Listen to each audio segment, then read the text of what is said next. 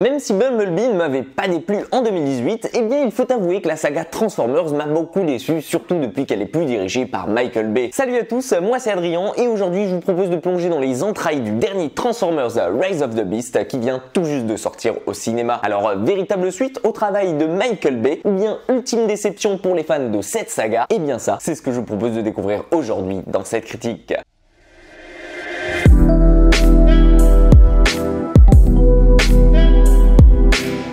Transformers Rise of the Beast, comme son nom l'indique, se déroule bien plus tôt dans la saga que nous connaissons tous, mais surtout peu de temps après les événements survenus dans le spin-off de Bumblebee. Vous y découvrez donc les premiers Transformers sur Terre qui sont en réalité des animaux robots appelés les Maximals et qui ont combattu par le passé un certain Unicron, un mangeur de planètes sauce étoile noire. Et c'est donc projeté au cœur des années 90 que ces derniers vont devoir sortir de leur hibernation et refaire surface pour combiner leur pouvoir à Optimus Prime et à sa bande afin de sauver la Terre et ses humains. Car en effet, plus d'une centaine d'années plus tard, Unicron a refait surface et il cherche toujours le moyen d'engloutir encore plus de monde et plus de planètes, un moyen qui est justement caché et protégé par les Primals depuis la première guerre. Alors bon, je sais, dit comme ça, c'est pas forcément le scénario le plus passionnant de l'univers Transformers qu'on nous ait proposé jusqu'à aujourd'hui. Et jusque là, un spin-off sur l'univers perso de Bumblebee était quand même vachement plus inspiré. Surtout que bon, depuis la trilogie de Michael Bay, les Autobots qui s'allient à des humains pour sauver la Terre des Decepticons, ou bien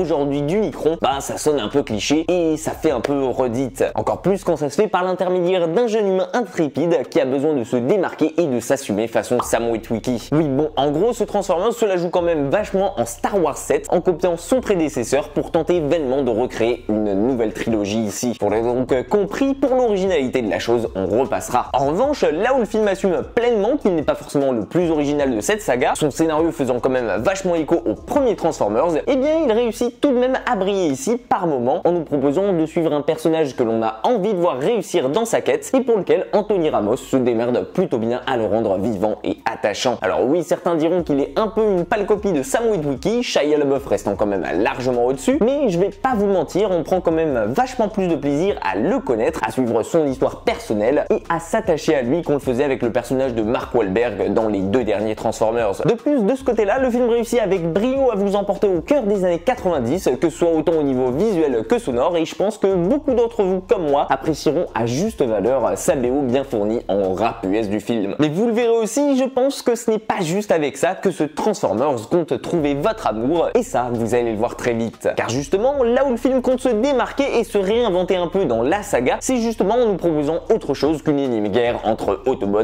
et Decepticons. Alors oui, vous allez juste me dire qu'ils ont changé les Decepticons par autre chose et vous n'auriez pas foncièrement tort, mais au moins on peut se dire qu'après 5 films, on en sait enfin un peu plus sur le lore de cet univers et on découvre enfin de nouveaux robots. Et avec l'introduction des Maximals ici, qui sont une sorte déguisée, on va pas se le cacher, de créer des robots animaux et sûrement d'en vendre un sacré paquet enjoué dans les magasins par la suite, on peut au moins se satisfaire d'avoir un peu de nouveauté dans cette saga. Côté action en revanche, et ça c'est un point clé à ne pas oublier, surtout quand on parle de Transformers, eh bien je peux vous rassurer à ce point-là, oui, vous aurez votre dose d'explosion, de slow motion à volo, de combats gigantesques entre mechas géants et surtout de finish à la Mortal Kombat. Donc rassurez-vous, si vous venez pour mettre votre cerveau en pause le temps d'un instant et surtout profiter d'un bon défouloir à l'ancienne, eh bien avec ce Transformers vous serez servi. Et c'est du moins de mon point de vue, grâce à ça que le film réussit à ne pas vous faire passer un mauvais moment. Parce que bon, oui, ne comptez pas trop sur le nombre de mauvaises incrustations fond vert, de VFX qui font tâche ici, d'échelles de taille non respectées entre humains et Autobots qui cassent parfois votre immersion dans le film, ou encore de transformations peu imaginatives dont fait preuve le film. Parce que oui, et malheureusement c'était à prévoir, n'est pas Michael Bay qui veut, même avec toute la volonté du monde et avec le réalisateur de Creed 2 derrière la caméra. Par contre, par pitié, je vous en supplie, d'habitude je suis le premier à vous le dire et à vous dire qu'il faut aller soutenir le doublage VF en salle, mais sérieusement là Mr V c'était vraiment pas possible pour moi. Alors si vous voulez garder votre immersion, je vous conseille d'aller voir la version VO et par pitié les studios s'il vous plaît arrêtez le Star Talent.